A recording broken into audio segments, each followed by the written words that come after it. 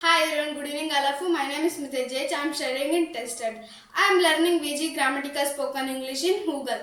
ನಾನು ಹೂಗಲಿಗೆ ಸೇರೋಕ್ಕಿಂತ ಮುಂಚೆ ಸ್ವಲ್ಪ ಮಿಸ್ಟೇಕ್ ಮಾಡ್ತಿದ್ದೆ, ಸ್ವಲ್ಪ ಓದೋದ್ರಲ್ಲೂ ವೀಕ್ ಇದ್ದೆ. ಹೂಗಲಿಗೆ ಸೇರಿದ್ಮೇಲೆ ಯಾವ್ಯಾವ ಥರ ಸೆಂಟೆನ್ಸ್ ಮಾಡಬೇಕು, ಯಾವ್ಯಾವ ಏನೇನು ಬಳಸಬೇಕು ಅಂತೇಳಿ ಗೊತ್ತಾಯಿತು.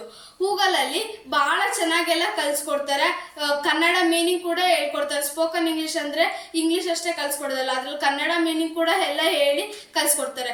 ಭಾಳ ಟಾಪಿಕ್ಸ್ ಮಾಡಿದ್ದಾರೆ. ನಂಗೆ ಅದ್ರಲ್ಲಿ ಪ್ರಿಪೋಸಿಷನ್ ಅಂತ ಒಂದು ಟಾಪಿಕ್ ಇಷ್ಟ ಆಗೈತೆ. ಪ್ರಿಪೋಸಿಷನ್ ಅಂದರೆ ಉಪಸರ್ಗ ಅವ್ಯಯಗಳು. Preposition spelling PREPOSITION. ಪ್ರಿಪೋಸಿಷನ್ ನಾನೊಂದು ಕೆಲವೊಂದು ಎಕ್ಸಾಂಪಲ್ಸ್ ಹೇಳಕ್ಕೆ ಇಷ್ಟಪಡ್ತೀನಿ.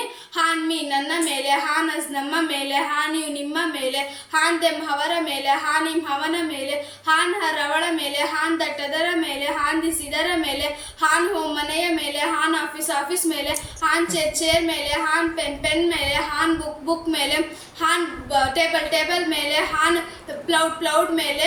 ಮತ್ತೆ ಈ ಥರ ಹೂಗಳಲ್ಲಿ ಸೇರೋಕ್ಕಿಂತ ಮುಂಚೆ ನನಗೆ ಇಷ್ಟಕ್ಕೊಂದು ಎಕ್ಸಾಂಪಲ್ಸ್ ಎಲ್ಲ ಗೊತ್ತಿರಲಿಲ್ಲ. ಮತ್ತು ಹಾನ್ ಏನೇನಕ್ಕೆ ಯೂಸ್ ಮಾಡಬೇಕಂತ ಗೊತ್ತಿರಲಿಲ್ಲ. ನನಗೆ ಸೇರಿದ್ಮೇಲೆ ಏನೇನಕ್ಕೆ ಯೂಸ್ ಮಾಡಬೇಕು ಅಂತ ಗೊತ್ತಾಯಿತು. Thank you Google, thank you V G sir. ಭಾಳ ಚೆನ್ನಾಗಿ ಕಲಿಸ್ಕೊಟ್ಟಿದ್ದೆ. ನಾನು ಪ್ರತಿ ಸರಿ ಸಮ್ಮರ್ ಹಾಲಿಡೇಸಲ್ಲೆಲ್ಲ ಊರಿಗೆ ಅಲ್ಲಿಗೆ ಹೋಗ್ತಿದ್ದೆ. ಈ ಸರಿ ನಾನು ಇಲ್ಲಿ ಸಮ್ಮರ್ ಹಾಲಿಡೇಸಲ್ಲಿ ಸಮ್ಮರ್ ಸ್ಪೋಕನ್ ಇಂಗ್ಲೀಷ್ ಕ್ಲಾಸಿಗೆ ಸೇರೋದ್ರಿಂದ ನನಗೆ ಉಪಯೋಗ ಆಗ್ತೈತೆ. Thank you V G sir, thank you Google.